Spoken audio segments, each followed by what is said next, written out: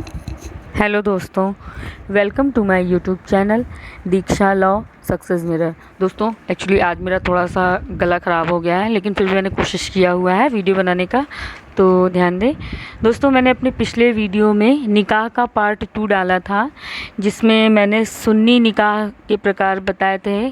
सुन्नी निकाह में सहीह निकाह तथा बातिल निकाह, इन दो निकाह के बारे में बता चुकी थी। अब इसमें जो तीसरी तरीके का निकाह आता है फासिद या अनियमित निकाह, इसके बारे में बताऊंगी। उसके बाद मैं शिया विधि में निकाह कितने प्रकार के होते हैं इसके बारे में आपको बताऊंगी, तो ध्यान से सुने। तो दोस्तों जैसा कि मैं आपको बता चुकी सहीह निकाह और बातिल निकाह, इसके बारे में बता दी। अब मैं आपको बताने जा रही हूँ फासिद निकाह। जी हाँ दोस्तों, फासिद निकाह जिसको अनियमित निकाह के नाम से भी जाना जाता है, और यह एक ऐसा निकाह है या कहें ऐसा विवाह है जो सापेक्ष निषेध का उल्लंघन करके किया जाता है। वह अनियमित निकाह या फासिद निकाह कहलाता है। अच्छा, यह निकाह केवल सुन्नी विधि में ही मान्य होता है। अब जानते हैं कि सुन्नी विधि में किस तरह का निकाह किया जाता है जो कि फासिद निकाह में जाना जाता है या फासिद निकाह कहा जाता है, अनियमित निकाह या फासिद निकाह कहा जाता है। तो दोस्तों अनियमित निकाह या फासिद निकाह में यदि समागम नहीं हुआ, यानी फिज़िकल रिलेशनशिप या ये कहें कि सेक्सुअल इंटरकोर्स नहीं हुआ है, तो शून्य निकाह के समान इस निकाह का भी कोई विधिक परिणाम नहीं होता, और पत्नी ना तो इसमें इद्दत का पालन करने के लिए बाध्य होती है और ना ही वह मेहर प्राप्त करने की अधिकारिणी होती है। लेकिन फासिद निकाह में या कहें अनियमित निकाह में यदि समागम हो चुका हो या ये कहें कि सेक्सुअल इंटरकोर्स हो चुका हो, तब उसके विधिक परिणाम क्या होंगे। तो उसमें सबसे बड़ी चीज़ ना, जो आपका सेक्सुअल इंटरकोर्स होता है समागम, यह विधि मान्य होता है। ये था दोस्तों फासिद या अनियमित निकाह, जो कि सुन्नी विधि के अंतर्गत आता है। अब दोस्तों आपको मैं बताने जा रही हूँ शिया विधि में निकाह के प्रकार। तो शिया विधि में कितने प्रकार के निकाह होते हैं ये बताऊँगी, तथा उन सबको विस्तार से आपको समझाऊंगी। तो दोस्तों शिया विधि में 3 तरीके के निकाह होते हैं। सहीह निकाह अर्थात विधिमान्य निकाह, दूसरा होता है बातिल अर्थात शून्य निकाह, तीसरा होता है मुता विवाह या मुता निकाह। तो सबसे पहले जानते हैं सहीह निकाह। तो दोस्तों सहीह निकाह जो है यह भी सुन्नी विधि की तरह है। जो शर्तें सुन्नी विधि में है वही शर्तें शिया विधि में, जिसके अंतर्गत आता है सक्षम पक्षकार का होना, दूसरा जो आपके पक्षकार हैं उनमें अभिभावकों की स्वतंत्र सहमति का होना, तीसरे नंबर पे आता है प्रस्ताव की स्वीकृति, यानी एक पक्षकार द्वारा प्रस्ताव को देना तथा दूसरे पक्षकार का उस प्रस्ताव को स्वीकृत करना, और चौथा होता है संपूर्ण निषेध ना होना। दोस्तों यह ऐसा ही सुन्नी निकाह में था और ऐसा ही शिया निकाह में है। सही या विधिमान्य निकाह की डिफिनीशन, ये सही या विधिमान्य निकाह यही है, सेम है जैसा कि सुन्नी में था वैसा ही शिया में है। अब आते हैं नंबर 2 पे शून्य विवाह या बातिल निकाह। तो अब जैसा कि आपको मैं पहले भी बता चुकी हूँ कि शून्य निकाह या बातिल निकाह की परिभाषा जो सुन्नी विधि में बताई गई है वही शिया विधि में भी बताई गई है। तो इसको ऐसा निकाह जो संपूर्ण स्थायी निषेध के उल्लंघन में किया गया हो, तो ऐसा निकाह बातिल या शून्य निकाह कहलाता है। अब जानते हैं कि किस प्रकार का किया गया निकाह शून्य या बातिल निकाह कहा जाएगा। आइए समझते हैं इसको। तो अवैध संयोजन का निकाह, दूसरा जिसमें 4 पत्नियों के रहते हुए पाँचवीं पत्नी से जो निकाह किया जाता है वो भी आपका बातिल या शून्य निकाह होता है। फिर है तीसरा तीर्थ यात्रा के दौरान किसी तीर्थ स्थल पर संपन्न हुआ निकाह जो है ये भी आपका बातिल या शून्य निकाह होगा। फिर है किसी गैर मुस्लिम महिला से किया गया निकाह, यह भी एक तरीके का आपका बातिल या शून्य निकाह होगा। और पांचवा है इद्दत का पालन करती हुई स्त्री या महिला से किया गया निकाह भी आपका शून्य निकाह होगा। तो दोस्तों ये था शिया विधि में बातिल निकाह, अर्थात इसमें तीर्थ यात्रा के दौरान अगर किसी ने अपना निकाह संपन्न किया है तो ये भी शून्य होगा, तथा गैर मुस्लिम महिला से जो निकाह करते हैं वो भी शून्य होता है, तथा ऐसी महिला जो इद्दत की अवधि का पालन कर रही हो उसके द्वारा किया गया निकाह भी आपका क्या कहते हैं शून्य या बातिल निकाह होता है। इसमें देखा हो 4 पत्नियां हैं, 4 पत्नियों के होते हुए आप 5वीं पत्नी से निकाह कर रहे हैं, वो भी आपका शून्य निकाह होगा या कहें बातिल निकाह होगा। और अवैध संयोजन द्वारा किया गया निकाह भी आपका बातिल या शून्य निकाह होगा। अब इसमें जो तीसरा निकाह है मुता विवाह या कहें मुता निकाह, यह निकाह आपका सुन्नी विधि में नहीं है, यह केवल सिया विधि में अप्लाई होता है या कहें लागू होता है। तो जानते हैं मुता निकाह क्या है, इसकी आवश्यक शर्तें क्या है तथा इसके विधिक परिणाम क्या है तथा किस कंडीशंस में ये निकाह समाप्त होता है, इसके बारे में जानते हैं। मुता निकाह या कहें मुता विवाह यह एक विशेष प्रकार का अस्थायी विवाह है या कहें अस्थायी निकाह, यानी ये कंटिन्यू हमेशा जीवन पर्यंत या चलते रहने वाला निकाह नहीं, ये अस्थायी निकाह है जिसको एक कॉन्ट्रैक्ट बेस पे किया जाता है।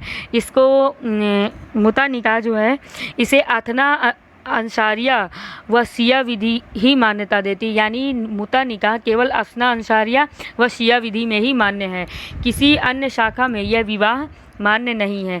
यह निर्धारित अवधि के लिए किसी निश्चित धनराशि के बदले में स्त्री तथा पुरुष का संबंध मुता विवाह कहलाता है, या हम ये कह सकें कि एक स्त्री को धन दे करके कुछ समय के लिए एक कॉन्ट्रैक्ट बेस में कि आप इस समय से इस समय तक इतनी धनराशि में आप मेरे साथ रहेंगी, और इस ऐसा किया गया निकाह ही पुरुष मुता निकाह कहलाता है, या ये कहें स्त्री और पुरुष के बीच ऐसा संबंध जो एक निश्चित अवधि के लिए एक निश्चित धनराशि में तय किया जाता है, यह मुता निकाह कहलाता है। अब जानते हैं इसकी आवश्यक शर्तें क्या हैं। तो मुता निकाह के लिए अनिवार्यता जो भी शर्तें होती हैं वो सारी पूर्ण होती हैं। इसमें जैसे आपका आता है निकाह के लिए पक्षकार जो हों वो सक्षम हों, स्वतंत्र सहमति होनी चाहिए दोनों पक्षकारों के बीच, फिर है निकाह प्रस्ताव करना और दूसरी पक्ष का स्वीकृति देना कि नहीं हाँ हम इसके लिए तैयार हैं, और चौथा है विवाह या कहें निकाह निषिद्ध संबंधों के अंदर ना हुआ हो। फिर आता है मुता निकाह की संविदा करते समय निकाह के निश्चित अवधि का उल्लेख किया गया हो, यानी कहने का मतलब जब मुता निकाह किया जा रहा हो तो उसमें जो एक निश्चित अवधि होती है उसका उल्लेख किया जाना अनिवार्य है, तथा इसमें मेहर की जो रस्म होती है या मेहर जो होता है ये भी निश्चित किया जाता है या किया गया हो, ये भी अनिवार्य है। अब जानते हैं मुता विवाह के या मुता निकाह के विधिक परिणाम क्या है। तो इसमें जो समागम होता है यानी सेक्सुअल इंटरकोर्स ये विधि सम्मत होता है।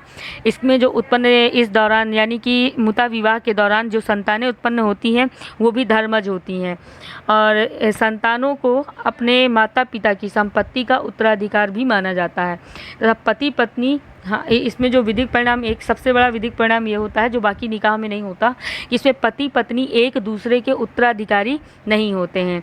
पत्नी को भरण पोषण का अधिकार भी इसमें नहीं होता है, लेकिन पत्नी अगर चाहे तो सीआरपीसी के अंतर्गत भरण पोषण का अधिकार प्राप्त कर सकती है, लेकिन पर्सनल मुस्लिम एक्ट के तहत वो नहीं प्राप्त कर सकती। और मुता विवाह का विघटन तलाक द्वारा नहीं होता है, क्योंकि मुता विवाह में पति को तलाक देने का अधिकार नहीं होता है। अच्छा, अब आपको ये बताऊंगी मुता विवाह किन परिस्थितियों में समाप्त हो जाता है। तो पति अथवा पत्नी किसी भी एक की मृत्यु होने पर यह निकाह समाप्त हो जाता है। निकाह की निर्धारित अवधि यानी जो एक डेट हम लोग फिक्स करते हैं कि इस तारीख से इस तारीख तक, तो उस डेट के ख़त्म होने पर या डेट आने पर आपका निकाह समाप्त हो जाएगा। फिर पति अथवा पत्नी द्वारा निर्धारित अवधि समाप्त होने के पूर्व ही अगर दोनों एक दूसरे का त्याग कर देते हैं तब भी मुता निकाह समाप्त हो जाता है। फिर है निश्चित अवधि में एक बार भी समागम न हो पाने पर, यानी कि जो हमारा मुता निकाह का जो टाइम पीरियड है उस टाइम पर अगर सेक्सुअल इंटरकोर्स एक भी बार नहीं होता तो इस स्थिति में पत्नी को इद्दत का पालन करने की आवश्यकता नहीं रहती है, और समागम हो चुकने पर यानी उनके भी संभोग या सेक्सुअल इंटरकोर्स हो जाता है तो इस अवधि में या इस समय समागम या सेक्सुअल इंटरकोर्स हो जाने पर स्त्री को इद्दत की अवधि 2 मासिक धर्म रहती है, यानी कि उसमें स्त्री की इद्दत की अवधि जो होती है वो 2 मासिक धर्म पे रहती है, परंतु विवाह विच्छेद के समय पत्नी यदि गर्भवती है तो इद्दत की अवधि संतानोत्पत्ति तक, यानी जब तक कि संतान का जन्म नहीं हो जाता तब तक माना जाएगा। या इसमें से अब मैं आपको इसको एक बहुत ही शॉर्ट तरीके से समझाऊंगी कि यह निकाह कब समाप्त होगा। कि निश्चित अवधि जो है एक टाइम है, उस बार अगर एक भी बार आपके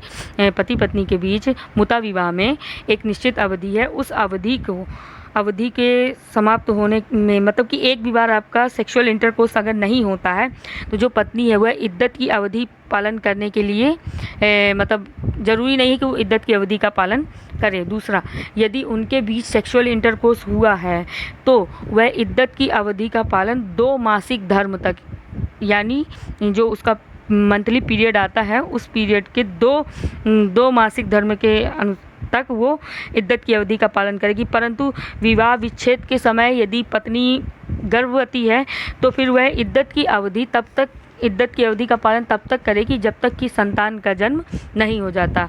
अच्छा, निर्धारित अवधि पूर्ण होने के बाद भी यदि पति पत्नी साथ साथ रहें और सहवास करें या सेक्सुअल इंटरकोर्स करें तो ना तो उनका विवाह शून्य होगा और ना ही इसे निकाह माना जाएगा। इस स्थिति में जीवन पर्यंत का मुता विवाह मान लिया जाता है और संतानें धर्मज होती हैं तथा उन्हें उत्तराधिकारी भी माना जाता है। तो दोस्तों, ये था हमारा सिया विधि में निकाह के प्रकार मैंने आपको बताया, और सुन्नी विधि जो कि एक छूट गया था फासिद, वो भी मैंने आपको बताया।